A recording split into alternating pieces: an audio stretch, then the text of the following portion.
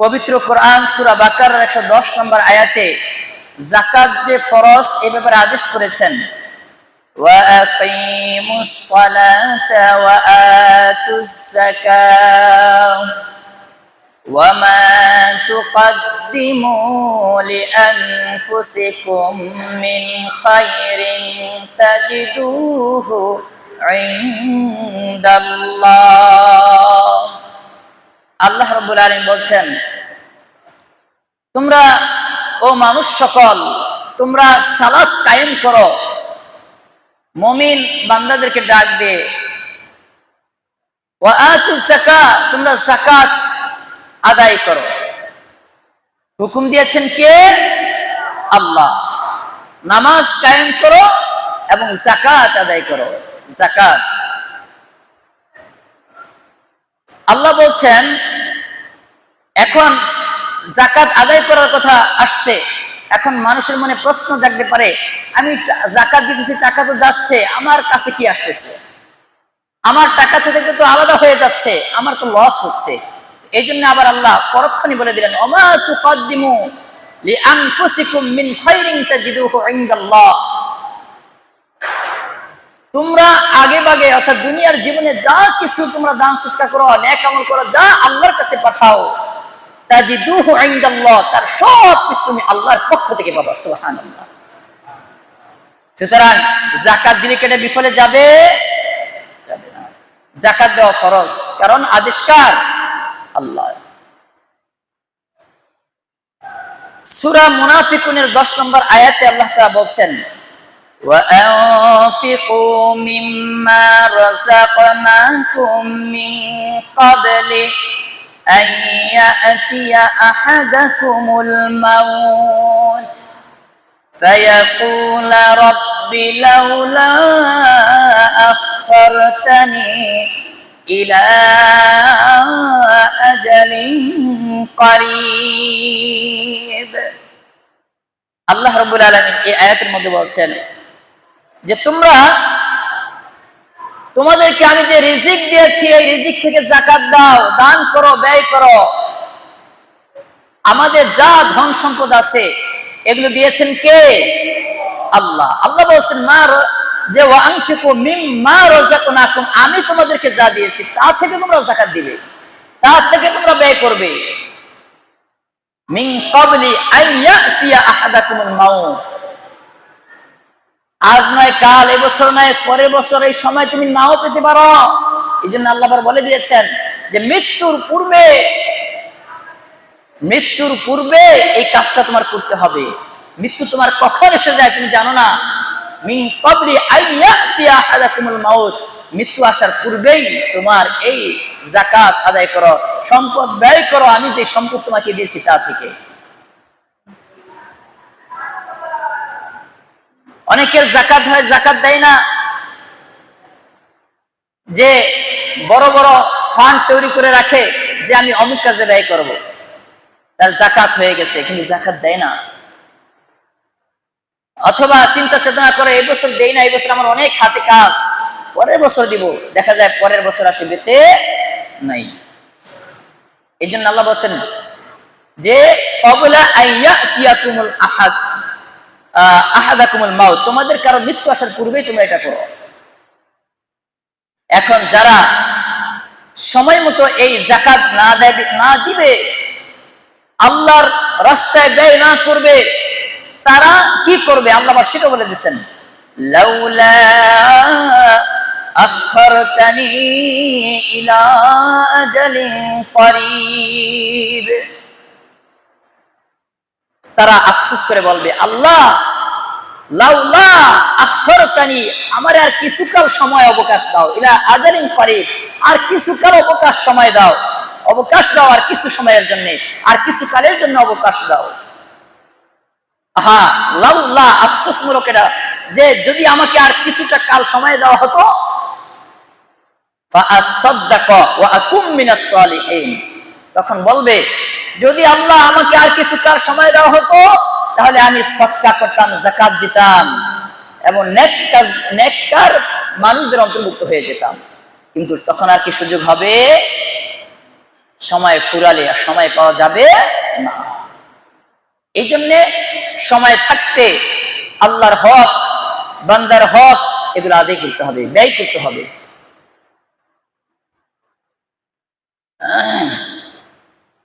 সূরা বাকারা 272 নম্বর আয়াতে আল্লাহ তাআলা বলেন যে যাকাত, এটা যাকাত তোমার জন্য রক্ষিত থাকে আল্লাহর কাছে, এবং যে যাকাত তুমি দিচ্ছ অন্য কারোর জন্য দিচ্ছ না, এই যাকাত তুমি তোমার নিজের জন্যই দিচ্ছ। ওয়ামা তুনফিকু মিন খায়রিন ফালিআনফুসিকুম, তোমরা যা কিছু ব্যয় করবে, যাকাত দাও, ফিতরা দাও আর আল্লাহর রাস্তায় ব্যয় করবে, ফালিআনফুসিকুম, এটা তো তোমাদের নিজেদের জন্যই করো, তোমাদের নিজেদের জন্যই করো। এই আয়াতের শেষ অংশে আবার বলা হয়েছে ওয়ামা তুনফিকু মিন খায়রিন ইউওয়াফা ইলাইকুম, তোমরা যা কিছু ব্যয় করো সব তোমাদেরকে পরিপূর্ণভাবে দেওয়া হবে। সুবহানাল্লাহ, পরিপূর্ণভাবে দেওয়া হবে, সব আমরা পাবো। আজকে আমরা দান করতেছি, সদকা করতেছি, যাকাত দিচ্ছি, এগুলো চলে যাচ্ছে না, এগুলো জমা হচ্ছে আমার অ্যাকাউন্টে, আপনার অ্যাকাউন্টে, এগুলো সব সময় মতো ফিরে পাবো। যাকাত, এই যাকাত আপনার সম্পদকে পবিত্র করে, আপনার আত্মাকে পবিত্র করে, আপনাকে পবিত্র করে। আল্লাহ তাআলা এই ব্যাপারে বলছেন সূরা তাওবার 103 নম্বর আয়াতে বলছেন, খুয মিন আমওয়ালিহিম সাদাকাতান তুতাহহিরুহুম ওয়া তুযাক্কিহিম বিহা ওয়া সাল্লি আলাইহিম, হে নবী আপনি তাদের সম্পদ থেকে যাকাত গ্রহণ করুন। খুয মিন আমওয়ালিহিম সাদাকাতান তুতাহহিরুহুম ওয়া তুযাক্কিহিম, আর এই যাকাতের মাধ্যমে তাদেরকে আপনি পবিত্র করেন এবং পরিমার্জিত করেন। তাহলে যাকাতের মাধ্যমে কি করে? পবিত্র করে। যাকাত আপনাকে এবং আপনার সম্পদগুলোকে নিরাপদ করে, পবিত্র করে, পরিমার্জিত করে। সুতরাং যাকাত শুধুমাত্র, এই আয়াত দ্বারা বোঝা যাচ্ছে যে শুধুমাত্র পরকালীন বিষয় না, দুনিয়ারও বিষয় আছে এর দ্বারা, যে দুনিয়ায় এই যাকাত দিলে আপনার যাকাতের মুসিবত গুলো কেটে যায়। এই যে সম্পদের যাকাত দিবেন, এই সম্পদের কি বিপদ কেটে যায়। সুতরাং আমরা আল্লাহর রাস্তায় এই দানের যে কোনো খাত হোক, যাকাত হোক, ফিতরা হোক, সাধারণ দান হোক, এগুলো কি কার্পণ্য করা যাবে? যাবে না। প্রত্যেকের সামর্থ্য অনুযায়ী তার যেই বিধানটা তার উপর শরীয়তের বিধান আসবে, শরীয়তের বিধান অনুযায়ী তার এই যাকাত দিতে হবে, ফিতরা দিতে হবে এবং আল্লাহর রাস্তায় ব্যয় করতে হবে। যারা যাকাত দিবে কিয়ামতের দিন তাদেরকে মহা পুরস্কার ঘোষণা করেছেন আল্লাহ। আল্লাহ তাআলা বলেন, ওয়াল মুকিমিনাস সালাতা ওয়াল মুতুনাজ যাকাতা ওয়াল মুমিনুনা বিল্লাহি ওয়াল ইয়াউমিল আখির উলাইকা সানুতিহিম আজরান আযীমা। আল্লাহ তাআলা বলছেন যে সালাত আদায়কারী, যাকাত প্রদানকারী এবং আখিরাত আল্লাহ এবং আখিরাতে বিশ্বাস স্থাপনকারী, আল্লাহ তাআলা বলেন উলাইকা সানুতিহিম, অচিরেই আমি তাদেরকে দিব আজরুন আযীমা, মহা পুরস্কার। সুবহানাল্লাহ, মহা পুরস্কার কি? জান্নাত। কি? জান্নাত। সুতরাং এই যাকাত দেন, ফিতরা দেন, যা কিছু করেন আল্লাহর জন্য করবেন, আল্লাহ আপনার জন্য জান্নাতকে বরাদ্দ করে রেখেছেন আপনার এই নেক আমলের পরিবর্তে, বিনিময়ে।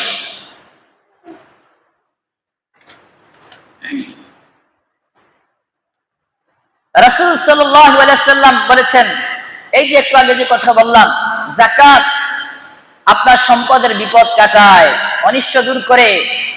হাইসামি শরীফের হাদিস, আল্লাহ রাসূল বলেছেন সাল্লাল্লাহু আলাইহি ওয়াসাল্লাম, মান আদ্দা যাকাতা মালিহি ফাকাদ যাহাবা আনহু শাররিহি, যে ব্যক্তি তার সম্পদের যাকাত আদায় করে তার সম্পদের যে বালা মুসিবত, অনিষ্ট, বিপদ সব কিছু কাটিয়ে দেন কে?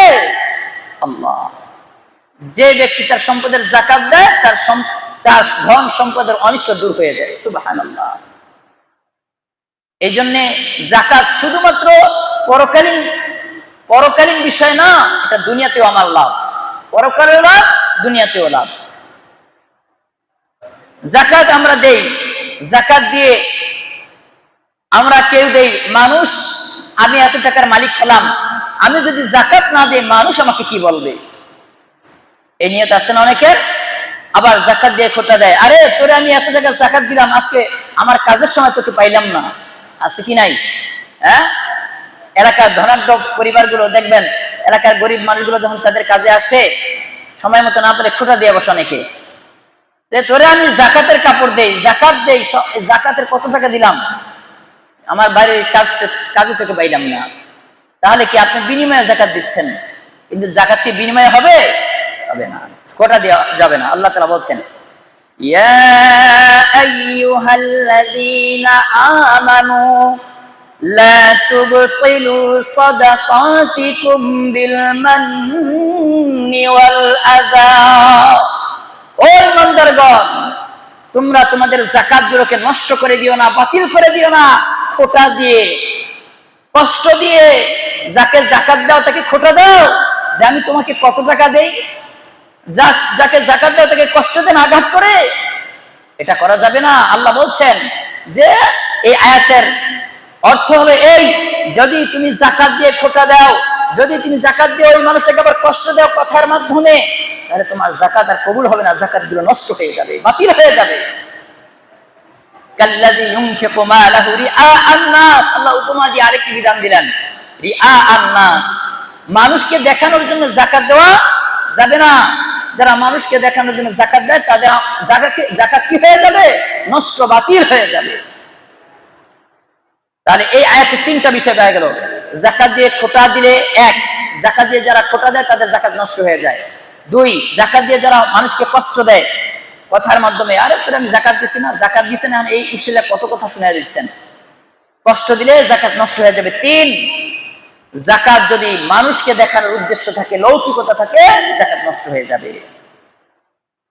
যাকাত দিতে হবে কি দ্বারা?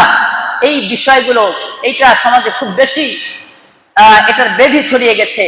তারা মনে করে, ধনী ধনী মানুষগুলো মনে করে আমার যাকাত হয়েছে 1 লাখ টাকা, আমি মনে হয় এই 1 লাখ টাকা দিয়ে ব্যক্তিকে যাকাত দিলে কত দিতে পারবো? কিছু কম দামি শাড়ি কাপড় এনে দেয়।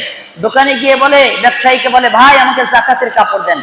যাকাতের কাপড় মানে হলো আমার কম দামি কাপড় দেন, 200 টাকা 300 টাকা 400 টাকা দামের কাপড় দেন। আছে না? আল্লাহ তাআলা কি বলছেন? ইয়া আইয়ুহাল্লাযীনা আমানু আনফিকু মিন তাইয়্যিবাতি মা কাসাবতুম, তোমরা যা কিছু উপার্জন করেছো, তোমাদের উপার্জিত যত সম্পদ আছে, সম্পদ থেকে ব্যয় করবে, যাকাত দিবে, ফিতরা দিবে। কোনটা সব থেকে উত্তমটা? কোনটা উত্তমটা? বাজারে গিয়ে সবচেয়ে নিম্ন মানেরটা কাপড় কিনবেন আর যাকাত দিবেন, এটা যাকাতের বিধান নয়। যাকাত দেওয়ার মৌলিক অর্থ হলো কাউকে স্বাবলম্বী করে দেওয়া। আপনার আত্মীয় স্বজন, আপনার পরিচিত এত গরিব যে তার যাকাত খাওয়া ফরজ, যাকাত খাওয়া তার জন্য জায়েজ, আপনি এমন ভাবে যাকাত দিবেন পরবর্তী বছরে যেন তার যাকাত নিতে না হয়। অর্থাৎ ছোট একটা দোকান, চায়ের দোকান করে দেন, একটা রিক্সা কিনে দেন, একটা গরু কিনে দেন, 2টা ছাগল কিনে দেন, একটা সেলাই মেশিন কিনে দেন, যেগুলো সে ইনকাম করতে পারবে, ব্যবস্থা করে দেন। এটা হলো প্রকৃত অর্থ। এরপরে এই শাড়ি লুঙ্গি কিনে দায় সারা ছাড়লে কি যাকাত আদায় হবে না? যদি আপনি দায় সারা এইভাবে কাজ করেন, যাকাত প্রকৃত অর্থে দিতে হবে।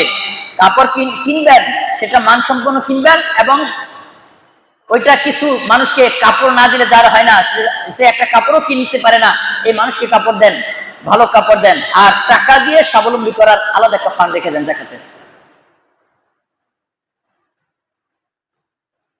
যাকাত যারা আদায় না করে তাদের কি পরিণতি? তাদেরকে আল্লাহ তাআলা কাফির বলে সম্বোধন করেছেন। দেখেন আল্লাহ তাআলা বলেছেন সূরা হামিম সাজদার 7 নম্বর আয়াতে, আল্লাযীনা লা ইউতুনা যাকাতা ওয়া হুম বিল আখিরাতি হুম কাফিরুন, যারা যাকাত আদায় করে না। আল্লাহ বলেন আল্লাযীনা লা ইউতুনা যাকাতা, যারা যাকাত আদায় করে না, ওয়া হুম বিল আখিরাতি হুম কাফিরুন, এরাই হলো আখিরাতে অবিশ্বাসী, কাফের। সুতরাং যাকাত বড় ফরজ বিধান, ইসলামের 5টা স্তম্ভ খুঁটির মধ্যে একটা হলো যাকাত। এই যাকাত যাদের ফরজ হয়েছে দিতেই হবে, কোনো ছাড় নেই। আল্লাহ রাসূল সাল্লাল্লাহু আলাইহি ওয়াসাল্লাম বলেছেন যে 3 শ্রেণীর মানুষ সর্বপ্রথম জাহান্নামে যাবে। কয় শ্রেণীর মানুষ? 3 শ্রেণীর মানুষ সর্বপ্রথম জাহান্নামে যাবে। তাদের একজন হলো ওই ধনী যে তার সম্পদ আল্লাহর রাস্তায় ব্যয় করে না, যাকাত দেয় না। কারা? 3 শ্রেণীর মানুষ সর্বপ্রথম জাহান্নামে যাবে। তার মধ্যে হলো যারা যাকাত দেয় না, তারা এক শ্রেণী। এখন আপনি বুঝে নেন, আপনি যাকাত দিবেন নাকি যাকাতকে আঁকড়ে ধরে থাকবেন? আপনি নিজেই চিন্তা করেন আপনি কি করবেন। যাকাত, সময় কম এই জন্য সংক্ষিপ্ত আকারে কথা বলে যাচ্ছি। যাকাত কোন কোন সম্পদ থেকে দিবেন, যেটা আমাদের সমাজে প্রয়োজন, ওই বিষয়ে শুধু কথা বলবো। 1, স্বর্ণ। আপনার সোনাদানা আছে, স্বর্ণ অলংকার আছে। এই স্বর্ণ আপনার ঘরের, আপনার মেয়ে, স্ত্রী, মা, বোন এদের অলংকার রূপে আছে, অথবা অলংকার রূপ নাই, স্বর্ণের বার আকার আছে, যেভাবেই থাকুক, অথবা এই ঘরে থাকুক, কারো কাছে জামানত থাকুক, ব্যাংকে জমা থাকুক, সর্ব অবস্থায় আপনার এই স্বর্ণের যাকাত দিতে হবে। কি পরিমাণ? স্বর্ণের পরিমাণ যদি 7.5 ভরি হয়। কত ভরি? 7.5 ভরি বা তার বেশি, এর নিচে না, উপরে। 7.5 ভরি থেকে উপরে যদি এই পরিমাণ স্বর্ণ হয়, তাহলে 2.5% হারে যাকাত দিতে হবে। 2, রূপা। এর আবার সামগ্রিক মাসালা আছে, সেটা পরে বলছি। রূপা আছে না, রূপার জিনিস থাকুক, বার আকারে থাকুক, জিনিস আকারে থাকুক, যদি রূপা 52.5 ভরি হয় আপনার কাছে, আপনার এই পরিমাণ, তাহলে আপনার উপর কি ওই 52.5 ভরি থেকে 2.5% হারে যাকাত দিতে হবে। 3, নগদ টাকা। যদি নগদ টাকা আপনার কাছে এই 52.5 ভরি রূপার সমপরিমাণ দাম নগদ টাকা থাকে, সেটা কি পরিমাণ? এবারের হিসাবে আসছে 95,000 টাকা সম্ভবত, অর্থাৎ 85 থেকে 95, বিভিন্ন সময় আপ ডাউন হয়। ধরেন সর্বোচ্চ 95,000 টাকা। 95,000 টাকা যদি আপনার কাছে নগদ 1 বছর অতিক্রম করে ব্যাংকে জমা থাকুক, কারো কাছে জমা থাকুক, আপনি কাউকে ঋণ দিয়েছেন, কেউ আপনার কাছে ধার চাইছে, দিচ্ছেন, যে অবস্থায় ওটার মালিক তো আপনি। যদি এই পরিমাণ টাকার মালিক আপনি হন, ওই টাকা থেকে 2.5% হারে আপনাকে যাকাত দিতে হবে। 4, ব্যবসা বাণিজ্যের জন্য আপনি মাল কিনেছেন, বিক্রি করেন, দোকানের মাল, ইট হোক, সিমেন্ট হোক, বালি হোক, রড হোক, ঘরের দরজা হোক, কাঠ হোক, যেগুলো আপনি বিক্রি করার জন্য কিনেছেন, ব্যবসার জন্য কিনেছেন, ওই মালের থেকে আপনাকে 2.5% হারে যাকাত দিতে হবে। এখন সামগ্রিক কিছু মাসালা বলি। আপনার স্বর্ণ 7.5 ভরি নাই, আছে 3 ভরি। আপনার রূপা 52.5 ভরি নাই, স্বর্ণ আছে 3 ভরি, রূপা আছে ধরেন 10 ভরি, 7 ভরি, 8 ভরি। দুইটা মিলে, দুইটা যখন যোগফল হবে, স্বর্ণ এবং রূপার যোগফল হবে, যোগ করে যখন ওই যে 52.5 ভরির সমপরিমাণ 95,000 টাকা বা 90,000 টাকার সমপরিমাণ দাম হবে, তাহলে আপনার উপর যাকাত ফরজ। এখন এই মাসালা অনুযায়ী আপনার যদি 1 ভরি স্বর্ণ থাকে এবং 1 ভরি রূপা থাকে, তাহলে আপনার উপর কি যাকাত ফরজ হবে? ওই টাকা থেকে 2.5% হারে আপনাকে যাকাত দিতে হবে। মাসলা ক্লিয়ার? আর নগদ টাকা এবং ব্যবসায়িক মাল দুইটার যোগ হয়, দুইটার সমন্বয় যদি 95,000 টাকার সমপরিমাণ হয়, আর এটা যদি 1 বছর অতিক্রম করে, তাহলে আপনার উপর যাকাত ফরজ। 2.5% হারে যাকাত দিতে হবে।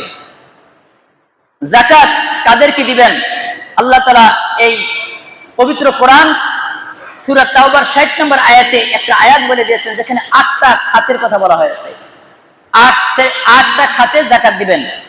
ইন্নামাস সাদাকাতু লিল ফুকারাই, নিশ্চয়ই যাকাত এবং যে সদকা, যাকাত, এগুলো দিবেন কাকে? লিল ফুকারাই, গরিব মানুষকে। কোন মানুষকে? ফকির এবং অভাবী মানুষকে। কাকে? নাম্বার 1 ফকির এবং অভাবী। নাম্বার 2 আল মাসাকিন, মিসকিন, নিঃস্ব, যার কিচ্ছু নেই। গরিব এক জিনিস, নিঃস্ব আরেক জিনিস।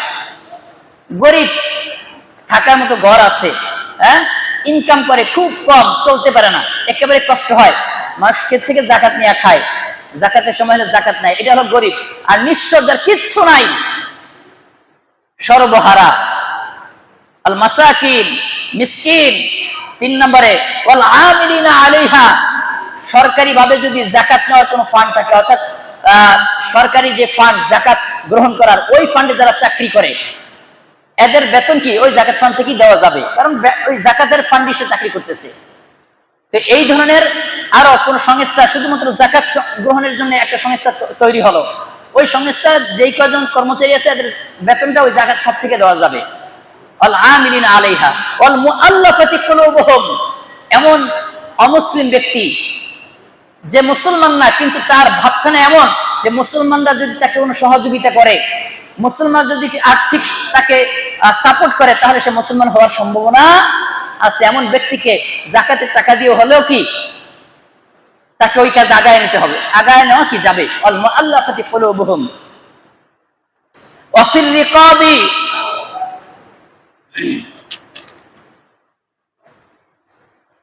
যারা দাস, এখন তো দাস প্রথা নাই, আগে দাস কেনা বেচা হতো, মানুষ কিনে দাস বানাইতো, এই দাসকে মুক্তির জন্য যাকাত দেওয়া যায়। ওই সূত্রে মাসালায় যারা অন্যায়ভাবে জেলখানায় বন্দী আছে এদের মুক্তির জন্য আপনি যাকাতের টাকা ব্যয় করতে পারবেন। ওই ব্যক্তির অভিভাবক নাই, টাকা দিতে পারতেছে না, আপনি টাকা দিয়ে, আপনার যাকাতের টাকা দিয়ে তাকে কি জেলখানা থেকে মুক্তির জন্য টাকা ব্যয় করতে পারবেন। কোন ব্যক্তির? যে অন্যায়ভাবে কারাগারে বন্দী হয়েছে তার। অল গরিমিনা, ঋণগ্রস্ত, যে তার প্রয়োজন, দৈনন্দিন প্রয়োজনের ক্ষেত্রে ঋণগ্রস্ত হয়ে গেছে এবং ওই ঋণ পরিশোধ করার ক্ষমতা রাখে না, ওই ব্যক্তিকে আপনি যাকাত দিতে পারবেন ঋণ পরিশোধ করার জন্য। দৈনন্দিন প্রয়োজন, তার আবশ্যক প্রয়োজনে সে ঋণ করেছে, ওই যে 5 তলা বাড়ি করবে 10 কোটি টাকা ঋণ করেছে, ওই ব্যক্তিকে না। বুঝতে পারছেন বিষয়টা?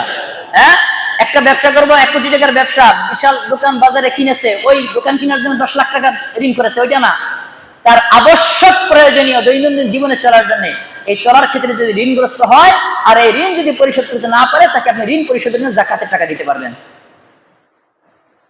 অফি সাবিলিল্লাহ, আল্লাহর রাস্তায়, যারা আল্লাহর রাস্তায় যুদ্ধ করে দিন কায়েমের জন্য, হ্যাঁ, এই যে ফিলিস্তিনে যুদ্ধ করতেছে, ইরাকে, আফগানিস্তানে যুদ্ধ করেছে, তারপরে কাশ্মীরে যুদ্ধ করে, বিভিন্ন দেশে যারা দিন, বাংলাদেশে যারা দিন কায়েমের জন্য লড়াই করে, সংগ্রাম করে যায়, এদেরকে আপনি যাকাতের টাকা দিয়ে সহযোগিতা করতে পারবেন। এই মাসলা থেকে ফি সাবিলিল্লাহ, আল্লাহর রাস্তায় যারা যে এই দেশে কোরআনের শাসন চাই এই উদ্দেশ্য নিয়ে যে কাজ করবে, এই কাজও দিন কায়েমের রাস্তা, এইসব কাজেও আপনি কি টাকা দিতে পারবেন। এবং এই মাসলা থেকে যারা ফি সাবিলিল্লাহ, আল্লাহর রাস্তায় যারা এই মাদ্রাসায় অসহায় এতিম মিসকিন আছে না, এই অসহায় এতিম মিসকিনদেরকে আপনি যাকাতের টাকা দিতে পারবেন। কেন? ওইটা কয়েকটা সূত্রে আসে। এক হলো ওই মাদ্রাসায় যে এতিম থাকে, সে তো এতিমখানা দিচ্ছেন, এতিমের খাতে, ওই যে এতিম অসহায় যেই খাত আছে যাকাতের, ওই খাতে সে চলে যাচ্ছে।